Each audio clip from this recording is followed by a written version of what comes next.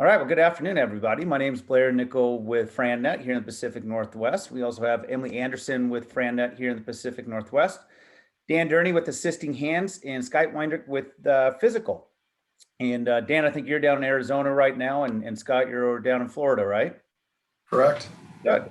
So what we're going to chat about this afternoon is kind of this, I call it the hidden secret within franchising, because most people don't even know that this side of franchising even exists. However, it is the side of franchising where I personally got my start in franchising many years ago with a company called Mailbox, et cetera, in the UPS stores. And that is Master Franchising. Now, we first need to kind of put our ducks in a row and make sure everybody's on the same page and talk about what is master franchising, because there are terms in franchising that are associated with master franchising that get convoluted. Sometimes franchisors and franchisees will use the term area developer. Sometimes they'll use the terms area rep.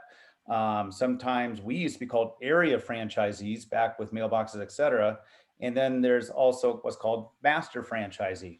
So just so we all are clear in what we're talking about here, so we don't mess up ourselves, Dan, can you kind of explain what the term is with your company and what it means? Sure, thank you. And thanks for the opportunity to join this conversation today. So in Assisting Hands Home Care, we use the now most common term, which is area representative. Back when I started a few years ago and we were helping launch a brand that many have heard of called Massage Envy and some other brands, they were called regional developers. But that term is now most commonly used as area representative. Like you say, sometimes they're used interchangeably with area developer and a master. And the way you can really tell, as the way we define an area developer, typically is someone who's a multi-unit owner, but within a particular brand, developing multiple units in a protected area. The real key question is, do you share in the royalties and the franchise fees? The answer is no, then you're a multi-unit owner. If you do, which we'll talk more about that, then you're an area rep or a regional developer or master.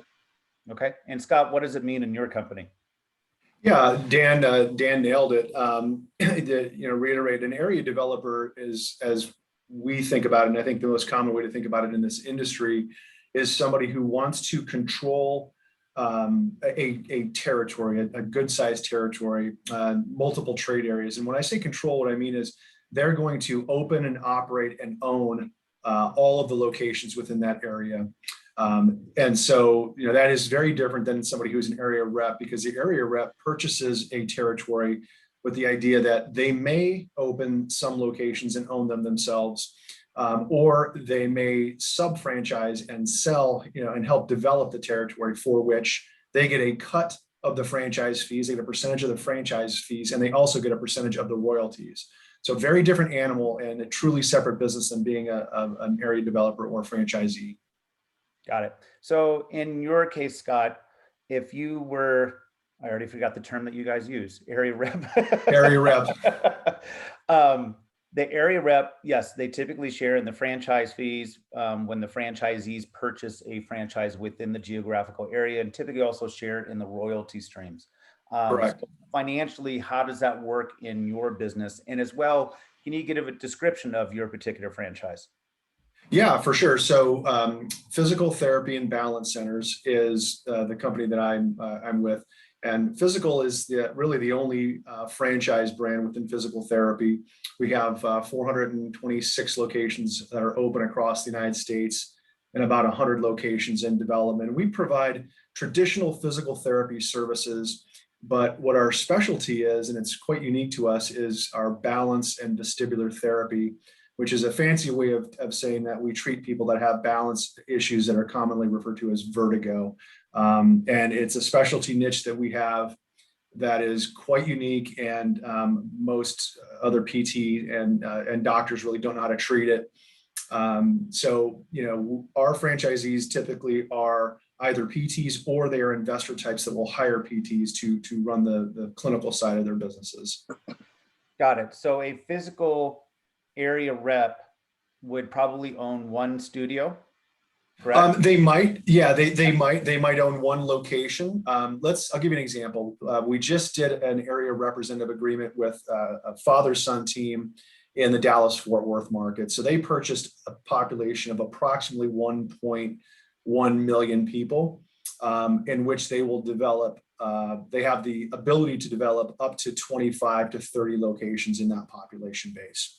Now they will likely open one location, possibly two. They can open as many as they want, to be clear, but they likely will open one, maybe two locations, and then they will work with us to sell and develop the rest of the locations.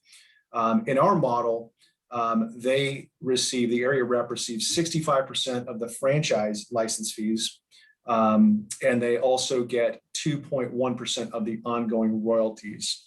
So now for locations they personally own, they only pay 4% royalties, and they never pay additional territory fees because they've already purchased the territory up front.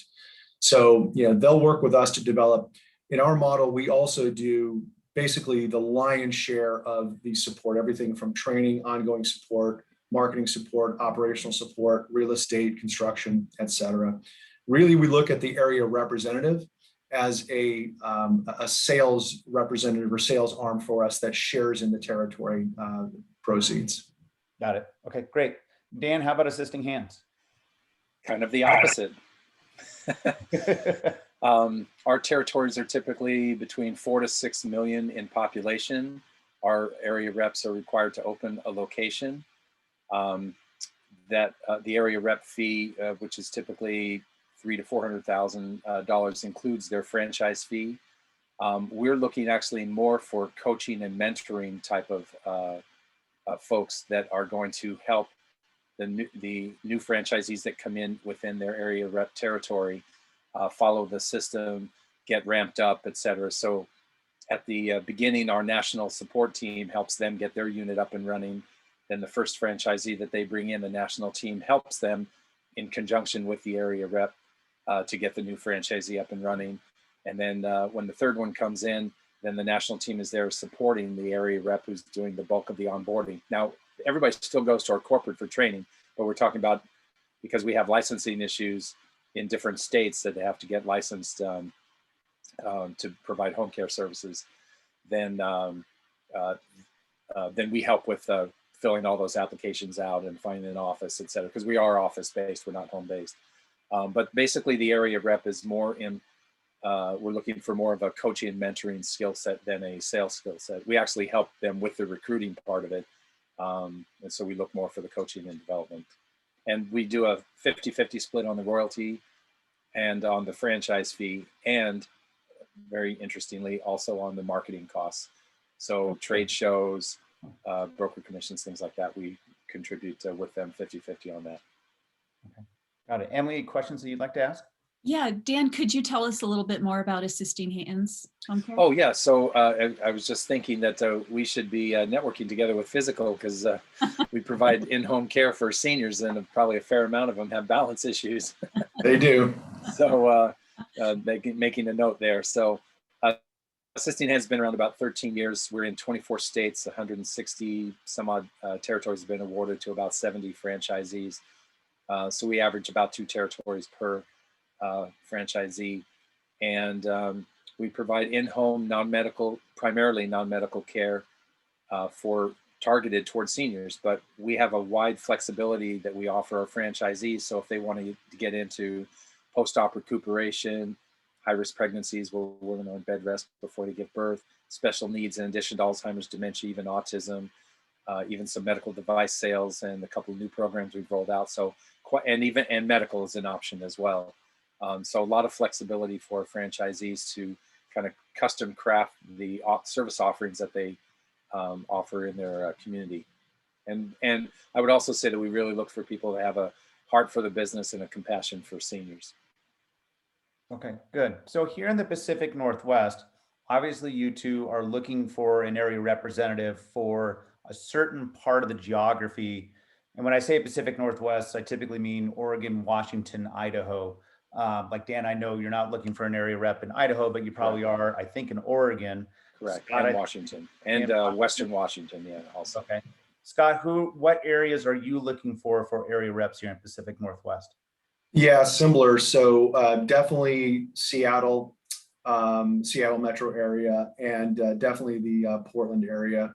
Those would be our two primary targets. Got it. And how about Idaho? Idaho, that's an interesting one. I think we'd be open to that. It would most likely be, rather than just a Boise thing, it would probably be a state thing. Okay, right. All right. So my experience is that the cost of a master or of an area rep or master really varies based on the population. So let's say somebody was looking for Oregon. Scott, without doing a ton of math, what do you think the kind of average cost would be for an area rep for the state of Oregon? Yeah, so I can break it down pretty simply. So we charge 30 cents per head, and we're typically targeting 1 million plus people for an area representative situation, because what we're trying to do is give it an opportunity where someone can have the ability to develop 20 to 30 locations. Now, we do have that said, we do have area reps that own entire states, so you can kind of pencil out some of the math around that, but typically 30 cents a head. And, keeping in mind that we provide the lion's share of support. And so, that kind of all gets factored into what we charge for an area representative agreement. Okay, Dan, how about you? We're roughly between 265 and I would say high threes, like 390 or so. Yeah. Again, typically 4 to 6 million in population. Okay. So usually when I have a client that comes to us and says, hey, pretty goal-oriented individual, I'm kind of an empire builder, I kind of want to do something a little bit larger, I don't want to own 1, 2, or 3 units, I'm good at sales, I'm good at support, I'm good at coaching, pretty good financial balance sheet, personal balance sheet as well. Usually area rep, master franchise type of situation will kind of percolate to the top. Would you guys tend to agree? Absolutely. That's an ideal type person. To be specific, our financial requirements are, they need to have at least 300 to 400K liquid and about and a 750 minimum net worth, and cover personal expenses for 12 months. At the unit level, we're 100 and 300 in the 12 month. So that would be a higher level of financial minimum qualification for an area rep. Okay. Scott, yeah, I would 100% agree with what you said. I think, for what we're in particular looking for, we're looking for somebody who's passionate about what we do in terms of helping people. And then really, we look at the area representative as an extension of our team in terms of, from a franchise development standpoint. We want them to be knowledgeable of the area, the trade areas within their market for sure, so they can assist and give input on locations and things like that. Although we run the real estate, we want them to have input on that. But really, we look at them as an extension of our franchise development team. So meeting with people in market, taking them on a clinic tour, those kinds of things. So working really hand in hand with our development team to develop and grow the market. Okay. Emily, questions from you? Well, I'd be curious to hear Dan's response, because it does sound like the role of the master franchisee, the area developer, kind of varies. So as Scott was saying, it's more of an extension of the development team, somebody that does a lot of sales. Dan, can you say more about maybe a day in the life of a master franchise owner with assisting hands? That's a great question. So our emphasis is more of an extension of a support, because we can help with the recruiting. In fact, I do the recruiting for 9 of the 16 area reps while they focus on supporting their franchisees. So that's more the emphasis on our side, is an extension of support. Okay. And, Scott, when you mentioned the father-son team in the Dallas-Fort Worth area, I think it's really helpful to hear examples of other people that are entering into these types of agreements. So Dan and or Scott, can you give us other examples of? Go ahead, Scott, and then I'll kick in after you. Sure. Yeah.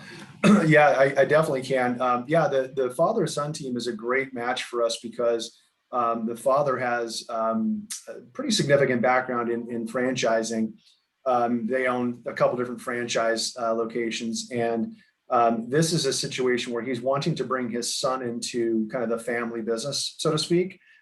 His son is very, very sharp young man, And so his son will be running point on this, but they've got some franchising background. Another area representative we have, which is another great example, is we just did an area representative for the Tampa market.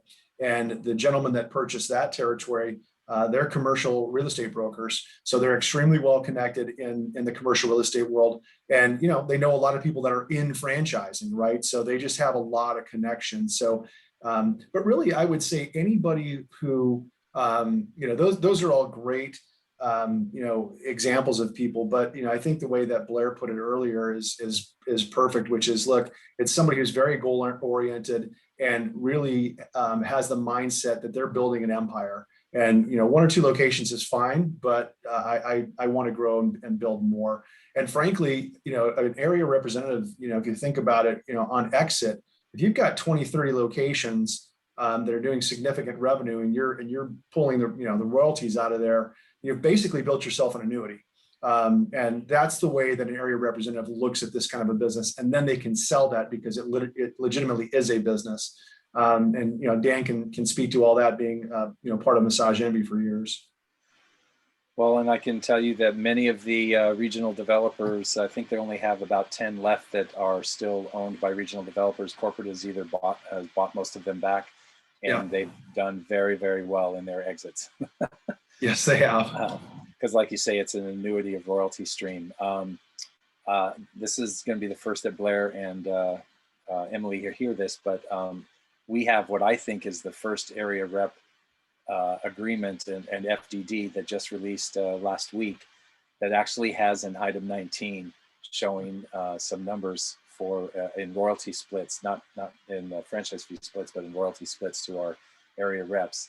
And one of them's over 300,000 a year in royalty splits. So it's pretty exciting to see how well they're doing when they're focused on the support. And it's a slow build. It's not an overnight. It's a slow build. But like you say, when you're trying to build an empire, that's what that takes to do that. Did that answer? Oh, you were gonna ask about folks that are area reps. So we have some that came in originally as area reps, like our guy in Chicago. Then we have some that came on as franchisees and then became area reps. We have a lot of couples that work the business together in our company. There's an example of a couple in Chicago who bought the area rep for Nashville, and they're moving down to that area, building a new house and starting the area rep business down there after building a very successful business up in Chicago. So we have, like I say, we have a number that started out from the get-go as area reps, and then some that started as franchisees and then developed into that opportunity. Got it. Very good. So, and I don't know what the actual number or percentage is within franchising as a whole, but I think, as you heard me say in the beginning of this, I've always considered area rep, master franchise as kind of the hidden secret in franchising because it is rare. It is rare. My guess is it's less than 10% of all franchise systems offer an area rep, master franchising type of opportunity. And I honestly can only think of maybe, what would you say, Emily? Probably 3 to 4 franchisors right now for here in the Pacific Northwest that have this type of opportunity available, maybe 5. Very, very few. Industry wise, the numbers I've heard is less than 15%. And frankly, it's because most business models don't have the unit economics to support it. Yeah. And I won't name some types of companies, but if they have huge territories, high margins for the franchisee, but not high gross revenues, you've got to have a system that can produce high enough gross revenues times the royalty split to be able to replace a corporate income of 6 figures within a reasonable amount of time. And a lot of franchise systems don't have the unit economics to support it, especially if they give too big of territories and you don't have enough units that you could logistically cover in a huge geography. So you've got to have a combination of high enough per unit revenue and enough units within a metropolitan area to generate enough royalties for the split. Yeah, I've always said kind of the magical number is you should have the ability to get in probably somewhere right around 30. Right, 15 to 30, depending on how high the revenues are. Yep. Territories. That's correct. So, and all somebody needs to do, because as you guys mentioned, the annuity or the forecastable cash flow of the royalty stream in the future is really what this business is worth. And generally those businesses will sell for a higher multiple compared to other businesses because it is forecastable. I've seen 5 to 9 time multiples on an area rep, although they don't resell that often. No. And quite as you mentioned, Dan, a lot of times it's the franchisor that buys it back because they want to recapture the royalty stream. That's right. But all somebody really needs to do to kind of start doing the math in their heads is, all right, if I was able to get 30 locations in my area and each location did X, and the franchisor charges for easy math, 5% royalty, and I keep, generally around half, a third or half, depending on what each deal is, right. They can start to get a sense of the type of income that can generate. And it's the type of income that shows up every month, whether you get out of bed in the morning or not, which is pretty cool. Pretty cool. In addition to receiving a portion of the franchise fees, in addition to, sometimes area reps get training fees, all kinds of other fees. They vary. But yeah, and there's some brands that have a distribution model where there might be products that are distributed. Yeah. There's a hair care franchise that there was a whole separate regional development just for distribution that they also made money on. But for the most part, the way I consider the investment for an area rep is the split on the franchise fees goes to reimbursement for the investment, but the ongoing revenue and annuity, as Scott mentioned, is in the royalty splits. Right. What else would you guys add?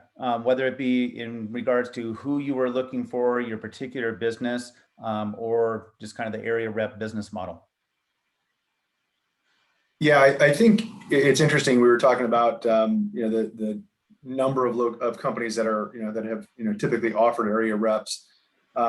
It's something that I've been part of for many years. But when you think about the strategy, why would a franchisor do this? Why would a franchisor give up part of the royalty? Well, they're doing it because they're trying to accelerate growth, and they're trying to bolster support. There's a few different ways you can look at it. And frankly, if you think about some of the brands that have grown very successfully with area representatives, Dan mentioned earlier, Massage Envy. They're a powerhouse in that industry, and they're thousands of locations, and they grew very, very well through area representatives. Same thing with Orange Theory Fitness. There's a handful of brands out there that have done very, very well with area representatives, and it's a great strategy for growth and accelerating growth. So that's how I would tell people to think about this, and that's what the franchisor gets out of the deal. And the co-founder of Orange Theory, Dave Long, came from Massage Envy. I worked with him. He sure did. Yeah, sure did.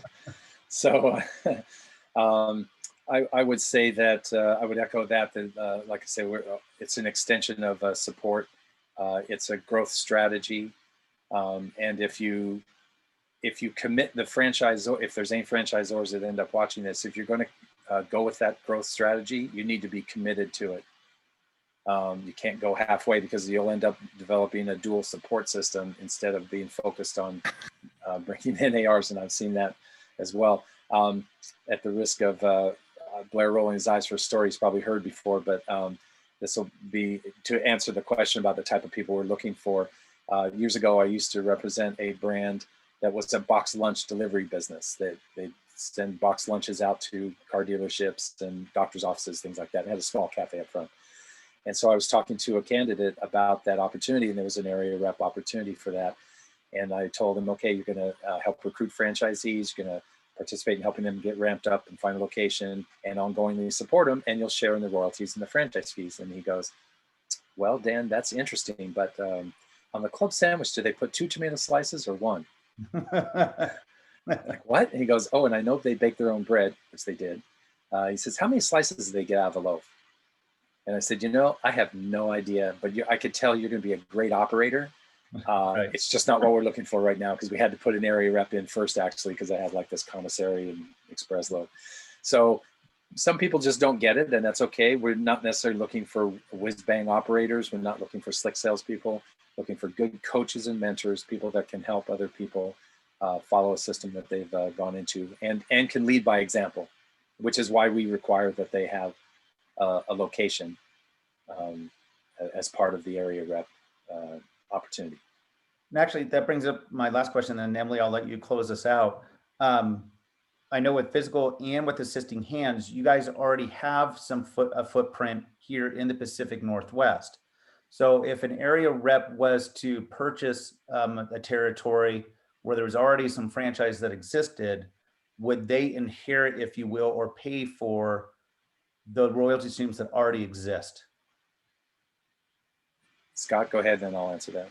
Yeah, in our model, no, we carve those areas out and then we make what is left available to them. But just to put it in perspective, there's a lot of available territory in most of the Pacific Northwest. Gotcha. Same here. So we would subtract the population that's represented by the existing units from the cost of the area rep territory. Okay, got it. Good. And we have one in Oregon, one franchisee in Oregon, which by the way is always a good sign. Scott will acknowledge that just is buying another territory. But we don't have one in Seattle, and Idaho is taken corporate, handles the Idaho market. Well, Scott and Dan, thank you so much. And Blair, it was also just so nice to have you sharing your personal experience as a master franchisee. So for anybody that's listening, if you'd like to get more information, you can contact Blair or I. We need to make sure we've got an up-to-date entrepreneur profile on hand for you. And we are happy to get you connected to these gentlemen or support you in learning more. So thanks everyone for your time today. Thank you. Have a great day. Thank you, everybody. Thank you, guys. Appreciate it. Cheers. Thanks everybody. Thank you. Bye-bye.